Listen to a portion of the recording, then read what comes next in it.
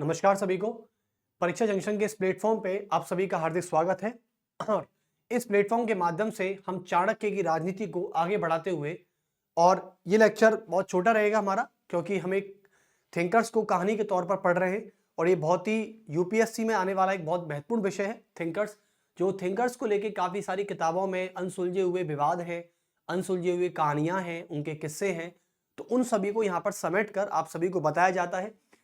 आज हम चाणक्य के अर्थशास्त्र यानी कौटिल्य के अर्थशास्त्र की अवधारणाएं पढ़ने वाले हैं और दो अवधारणाओं को यहां पर हम क्लियर करके चलेंगे। तो चलिए, चाणक्य यानी भारतीय विचारक चाणक्य को एक हम जो महान राजनीतिक और शासन कला का महान प्रतिपादक कहा जाता है, उसके अर्थशास्त्र की अवधारणाओं को पूरे तरीके से पढ़ लेते हैं एक बार। तो आज जितनी हो पाएंगे उतनी कर पाएंगे, क्योंकि ये कहानी और किस्से के रूप में चल रहा है। तो देखिए एक बार, तो पहली बात हम चाणक्य यानी कौटिल्य, जिसको हमने चाणक्य कहा, कौटिल्य कहा, विष्णुगुप्त कहा, तो चाणक्य एवं कौटिल्य के अर्थशास्त्र की अवधारणा।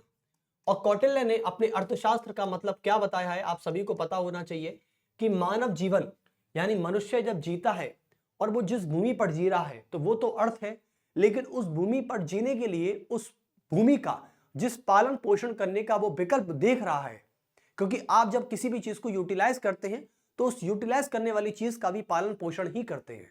ठीक है, तो उसे कहते हैं अर्थशास्त्र, वो है अर्थशास्त्र। और अर्थशास्त्र का मतलब चाणक्य ने कभी नहीं ये नहीं बताया कि केवल धन के संग्रहण से या कर से संबंधित या राज्य की या जनपद की कोई इकोनॉमी बता रहा है, नहीं। ये इकोनॉमी से जुड़ा कोई शास्त्र नहीं है। ये इकोनॉमी के साथ साथ राज्य की शासन कला और उसके प्रशासन और उसकी राजनीतिक विचारधाराओं का एक ग्रंथ है, जिसको कहा गया अर्थशास्त्र। तो आज हमने चाणक्य कौटिल्य के अर्थशास्त्र की अवधारणाओं की बात करें, और अवधारणाओं में पहली बात आती है राज्य की उत्पत्ति। इसको लेके कई सारे विवादित बयान भी हैं और विवादित तरीके से बात भी कही जाती है। तो कौटिल्य ने कभी भी अपने अर्थशास्त्र में, चाणक्य ने अपने अर्थशास्त्र में कभी भी राज्य की उत्पत्ति के सिद्धांत का उल्लेख किया ही नहीं है। मैं आपको बता दूं एक्चुअली में, जैसे कि राज्य की अवधारणाओं में पहला आता है राज्य उत्पत्ति का सिद्धांत। आपने मनु का पढ़ा, और मनु ने अपनी मनुस्मृति में सभी तरीके से ये बता रखा है कि राज्य की उत्पत्ति किस प्रकार हुई थी, और राज्य की उत्पत्ति का दैवीय सिद्धांत, जिसने मनु ने अपनी मनुस्मृति और धर्मशास्त्र में कहा दैवीय सिद्धांत, कि राजा की उत्पत्ति यानी राज्य का अस्तित्व केवल तभी है जब राजा की उत्पत्ति है, और राजा की उत्पत्ति ईश्वर के 8 देवी देवताओं के समान हुई है, जिसे दैवीय सिद्धांत कहा गया। तो वो बात मनु की थी, मनुस्मृति की थी। और राज्य कैसे अस्तित्व में आया, राजा कैसे बना, ये सारी बात हम मनु में कर चुके थे। लेकिन चाणक्य अपनी राज्य की उत्पत्ति का सिद्धांत अर्थशास्त्र में नहीं करता है। लेकिन चाणक्य संविदा दर्शन नाम का एक ग्रंथ है, उसमें ये थोड़ा बहुत लिख देता है, थोड़ा बहुत बता देता है कि राज्य की उत्पत्ति वो कैसे मानता है। तो चाणक्य राज्य की उत्पत्ति को मानता कैसे है, पहले ये जान लेते हैं। चाणक्य ने एक बात कही, चाणक्य कहता है कि राज्य की उत्पत्ति से पहले जब मानव का जो जीवन था वो इस तरीके से व्यवस्थित था कि उस समय राज्य नहीं था, और जब राज्य नहीं था तो लोग डरे हुए और भयभीत अवस्था में रहते थे। यानी राज्य की उत्पत्ति का जो सिद्धांत है चाणक्य के अर्थशास्त्र का, वो लगभग से लगभग मनु के मनुस्मृति से मेल खाता है। और वो चाणक्य ये बताता है कि जब राज्य नहीं था तो राज्य नहीं होने के कारण जो मानव का जीवन था वो बड़ा ही डरावना और बड़ा ही संघर्षों से घिरा हुआ था। यानी मनुष्यों के सामाजिक जीवन में बहुत सारी परेशानियों का सामना करना पड़ता था। उस समय क्या था कि इस मानव समाज को एक सुसंगठित समाज बनाने के लिए, एक ऑर्गेनाइज्ड सोसाइटी बनाने के लिए जो मनु था, वो जनता ने मनु को अपना राजा चुना, और जब जनता ने मनु को राजा चुना तो मनु ने मत्स्य न्याय को हटाया। एक्चुअली में चाणक्य ने अपने अर्थशास्त्र में, अपने संविदा दर्शन में राज्य की उत्पत्ति के समय एक शब्द का उल्लेख किया है, वो है मत्स्य न्याय। मत्स्य न्याय को इंग्लिश में कहा जाता है लॉ ऑफ द जंगल। चलिए, तो पहली बात मैं यहां पर लिख देता हूं कि राज्य की उत्पत्ति का सिद्धांत, तो एक्चुअली में राज्य की उत्पत्ति का सिद्धांत जो है वो कौटिल्य के अर्थशास्त्र में कभी नहीं मिलता है। कौटिल्य के अर्थशास्त्र में कभी नहीं मिलता। तो कौटिल्य के अर्थशास्त्र में इसका उल्लेख कभी नहीं मिलता बच्चों। इसका यदि उल्लेख आपको देखना है राज्य की उत्पत्ति का, आप चाणक्य के संविदा दर्शन को पढ़िए, चाणक्य के संविदा दर्शन को पढ़िए। और चाणक्य ने अपने संविदा दर्शन में यह बात कही है कि राज्य की उत्पत्ति किस प्रकार हुई थी, और उसने राज्य की उत्पत्ति को, राज्य का, चाणक्य का संविदा दर्शन कहीं हद तक मेल खाता है मनु का मनुस्मृति, मनु का मनुस्मृति, वो लगभग से लगभग बहुत अच्छा मेल खाता है मनुस्मृति से, राज्य की उत्पत्ति के सिद्धांत में। ठीक है, तो लगभग से लगभग ये बातें यहां पर कही गई। अब चाणक्य का संविदा दर्शन ये कहता है कि जिस समय राज्य का अस्तित्व नहीं था, वो ये कहता है कि जिस समय राज्य का अस्तित्व नहीं था, आप बोलेंगे कि जिस समय ना राजा था, ना राजा था और ना ही ना राजा था और ना ही राज्य का अस्तित्व था, ना ही राज्य का अस्तित्व, राज्य का अस्तित्व। तो उस समय यह बताया जाता है ना ही राज्य का अस्तित्व। तो यह बताया जाता है कि चाणक्य ने जो अपनी बात अपने अनुसार कही कि जब राजा नहीं तो राज्य नहीं, और राज्य नहीं तो मानव जीवन संघर्षों से घिरा हुआ था, चुनौतियों से घिरा हुआ था। आप लिख सकते हैं अस्तित्व, राज्य का अस्तित्व नहीं था, अस्तित्व नहीं था। तो उस समय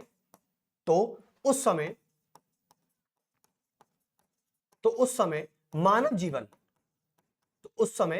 जीवन चारों ओर से, तो मानव जीवन चारों ओर से डरावना,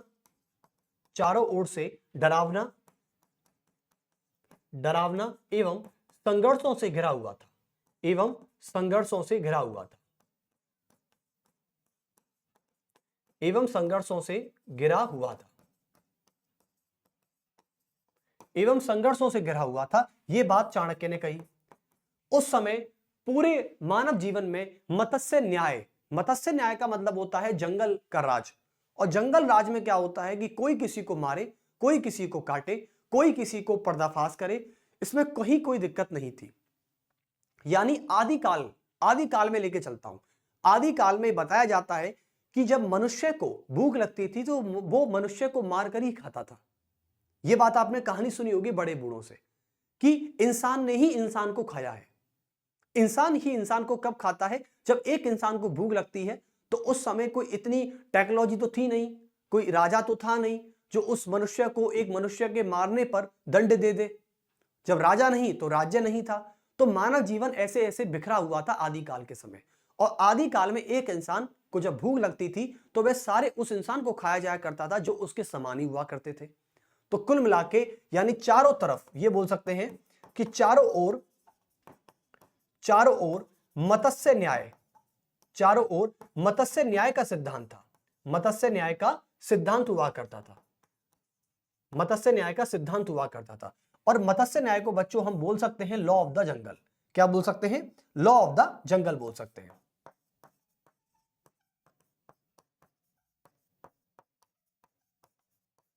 लॉ ऑफ द जंगल, जिसको बड़े बूढ़े कहते हैं जंगल राज। क्या बोलते हैं? जंगल राज। जब कभी भी आपको पता है कि आज के समय की राजनीति की बात करूं, आज चाणक्य की राजनीति में इसको जंगल राज बोला गया।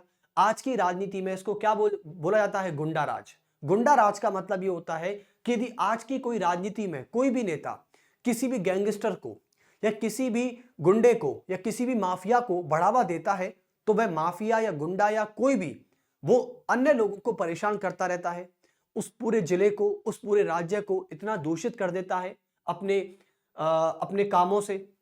ठीक है, क्योंकि माफिया गुंडा करेगा क्या? माफिया गुंडा केवल दूसरों को परेशान करने के अलावा, दूसरों का शोषण करने के अलावा, फिजिकली रूप से, मेंटली रूप से या फाइनेंशियल तरीके से, जैसे कि अतीक अहमद की बात करें, उत्तर प्रदेश में समाजवादी सरकार के समय अतीक अहमद ने क्या कर रखा था?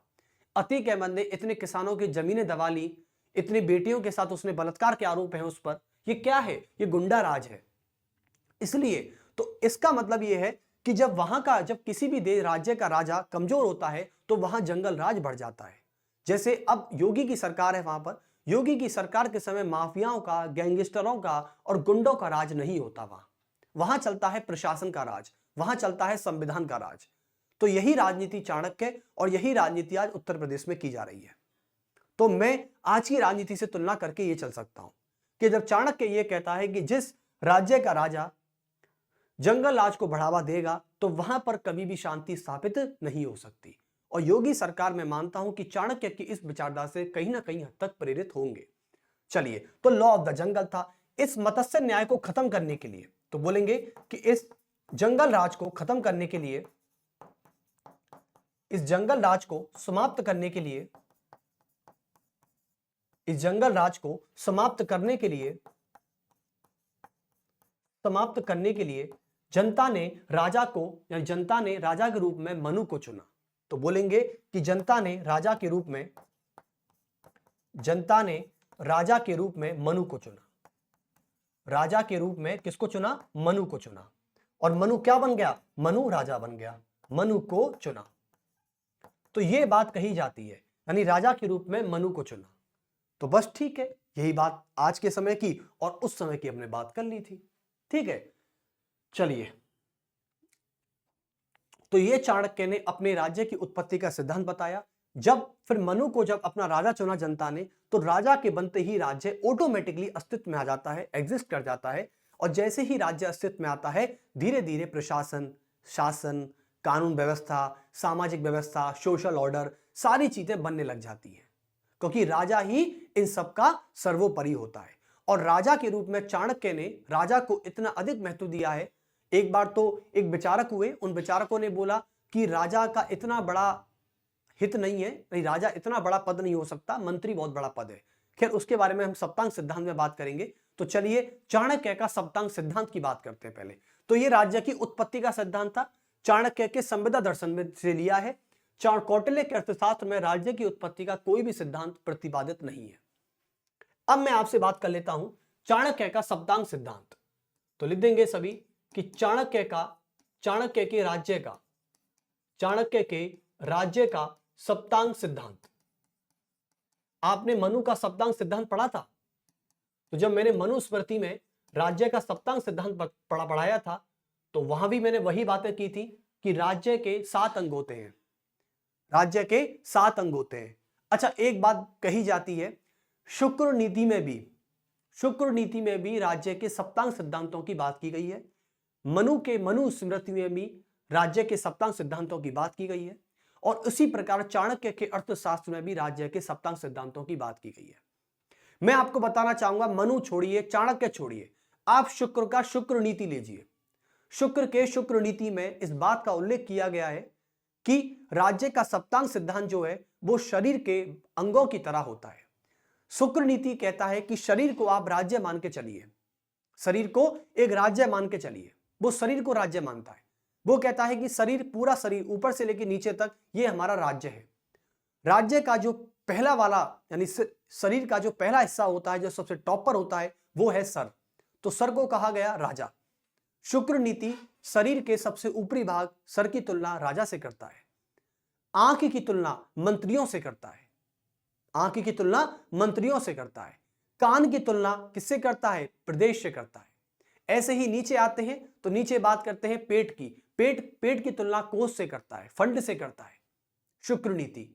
ठीक है, और पैरों की तुलना किससे करता है?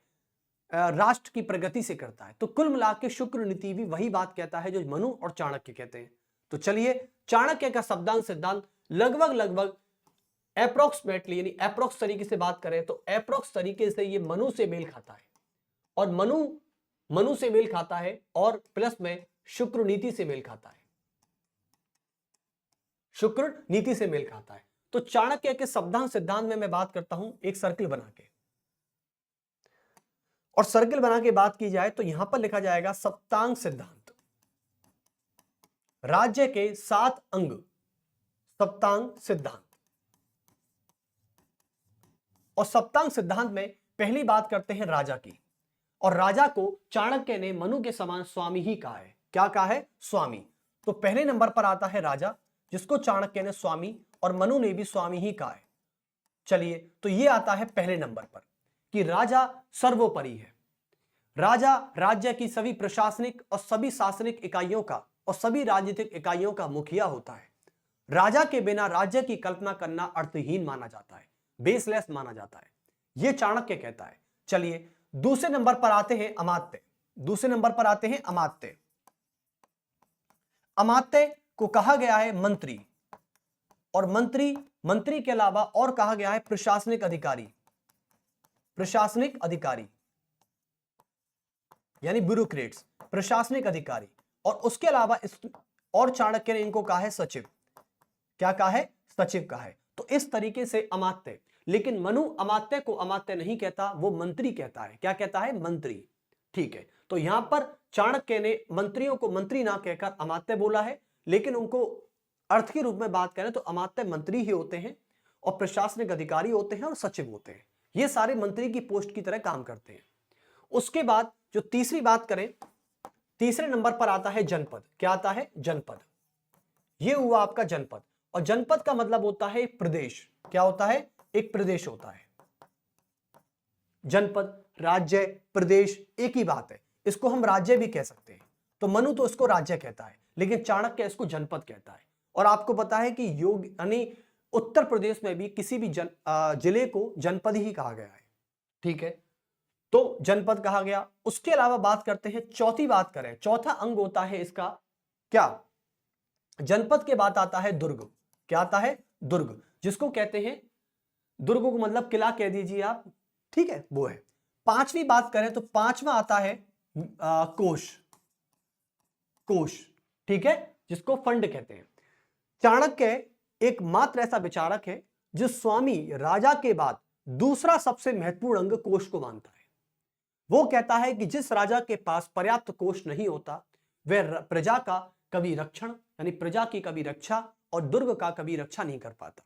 जो प्रजा का पालन पोषण करने के लिए जो धन चाहिए होता है और दुर्ग की रक्षा करने के लिए जो धन चाहिए होता है, वो राजा के पास नहीं है, तो वह राजा एक अपंग की श्रेणी में आता है, एक विकलांग की श्रेणी में आता है। यह बात चाणक्य कहता है। चलिए, उसके बाद छठवीं बात करें तो छठवां जो सिद्धांत है, छठवां जो 7 अंग है राज्य का, छठवां अंग होता है दंड। क्या होता है? दंड। और दंड के अलावा बात करते हैं मित्र। सॉरी, दंड नहीं, दंड के बाद सेना की बात करिए आप। दंड का मतलब होता है सेना। दंड का मतलब होता है सेना। और चाणक्य सेना के लिए यह बात कहता है, चाणक्य कहता है कि जिस राजा की सेना जितनी ज्यादा शक्तिशाली होती है, जितनी ज्यादा शक्तिशाली होती है, उस राजा के मित्र तो मित्र ही रहते हैं, लेकिन शत्रु भी मित्र बनने का प्रयास करता है। यह बात चाणक्य कहता है राजा के लिए। इसे अकबर की सेना कितनी बड़ी थी, अकबर के मित्र तो मित्र ही थे, लेकिन उसके शत्रु भी मित्र बनने का प्रयास करते थे।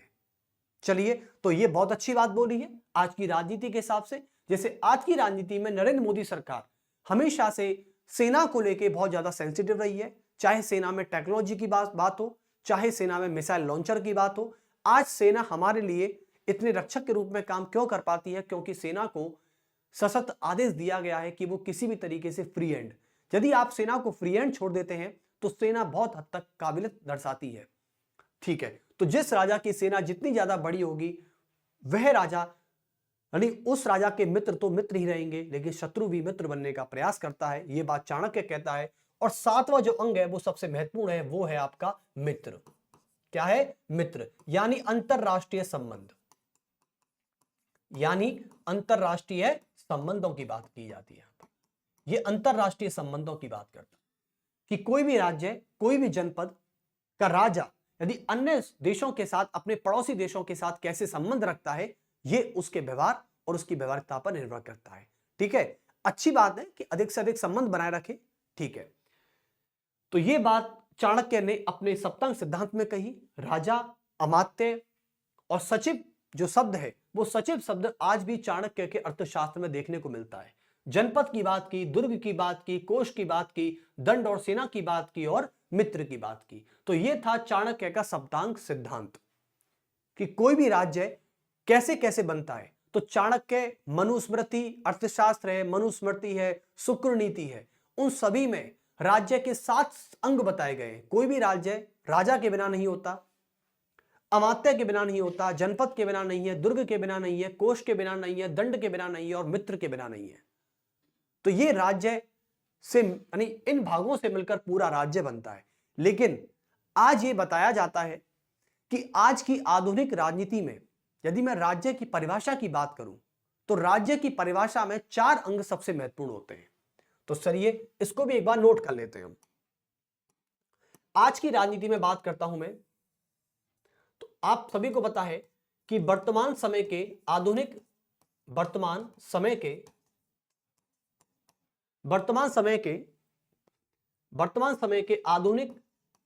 राजशास्त्रियों के अनुसार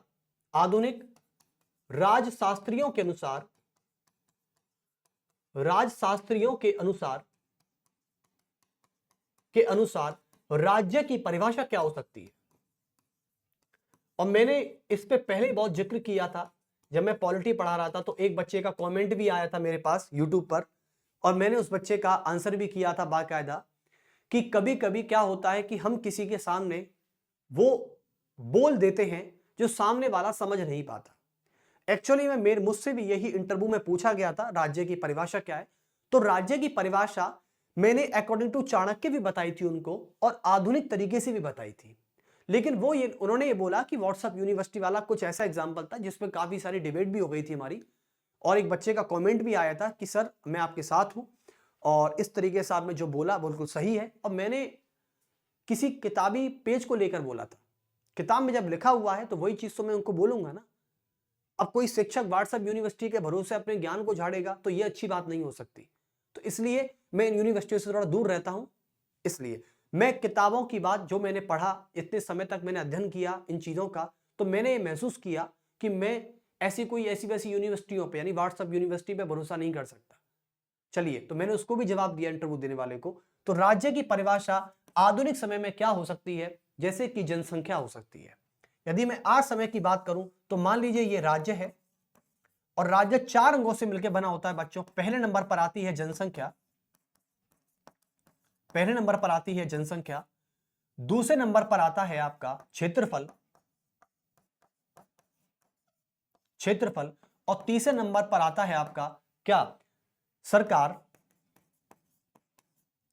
आती है, और चौथे नंबर पर आता है संप्रभुता। यदि कोई भी आपसे बच्चों राज्य की परिभाषा पूछे तो राज्य की परिभाषा देते वक्त इतना याद रखना कि चाणक्य का अर्थशास्त्र, मनु का मनुस्मृति और शुक्र का शुक्र नीति का ज्ञान तो झाड़ के ही आना। हाँ, अब जब आदमी ने पूछा ही है तो इसको पूरा गीला कर दो आप बताकर कि ले भाई राज्य का सप्तंग सिद्धांत बताता हूं तुझे, सुन बैठ, राज्य के 7 अंग होते हैं, बता दिया। उसके अलावा वो ये पूछे नहीं मैं मजा नहीं आया, तो आप वर्तमान समय के जो राजशास्त्री हैं जैसे कि श्याम शास्त्री हैं, उनके अनुसार आप राज्य के 4 अंग बता दो कि भाई आज के समय की राज्य की परिभाषा 4 अंगों से संतुष्ट हो जाती है, जनसंख्या, क्षेत्रफल, सरकार और सॉवरेनिटी यानी संप्रभुता। ये आज के समय की है भाई, ले। और आप बता राज्य की परिभाषा कैसी मांगेगा तू। तो इस प्रकार से आपको अपना आंसर संतुष्ट रखना है, क्योंकि पूछने वाले और ज्ञान देने वाले इस दुनिया में बहुत हैं, लेकिन आपको अपने ज्ञान पर इतना अनुभव होना चाहिए कि आप सामने वाले की नजरों को झुका सके। चलिए, तो बात यहां तक आपको समझ में आई। आज हमने चाणक्य के सप्तांग सिद्धांत और चाणक्य की राज्य की उत्पत्ति के सिद्धांत को समझा। जिस प्रकार चाणक्य ने अपने मत्स्य न्याय का उल्लेख किया कि जंगल राज है, और आज के समय की मैंने यूपी की राजनीति के बारे में समझाया कि जब से योगी सरकार आई है वो जंगल राज खत्म हो गया है, गुंडा राज खत्म हो गया है, माफिया राज खत्म हो गया है। लेकिन उससे पहले जब अखिलेश यादव की सरकार थी तो उस समय जंगल राज था, लोग डरे हुए रहते थे, भयभीत रहते थे। ये आज की राजनीति है, उसको मैंने चाणक्य के संविदा दर्शन से जोड़ा। ये सारी चीजें, क्योंकि हमें भारतीय विचारकों को ऐसे पढ़ना है जैसे आज के समय वो चीजें हो रही हैं या नहीं हो रही हैं। चलिए, तो 2 थ्योरम मैंने आपको बता दिए। तीसरी जब हम बात करेंगे आपसे आने वाले समय में, यानी चाणक्य की कानून व्यवस्था कैसी है, चाणक्य के अनुसार राजा के कर्तव्य क्या होने चाहिए, राजा को क्या काम करना चाहिए, ये सारी बातें हम आगे करेंगे। ये लेक्चर इतना ही रहेगा और मिलते हैं आपसे फिर नेक्स्ट पार्ट में। सभी को मेरा बहुत बहुत नमस्कार, धन्यवाद। कैसा लगा?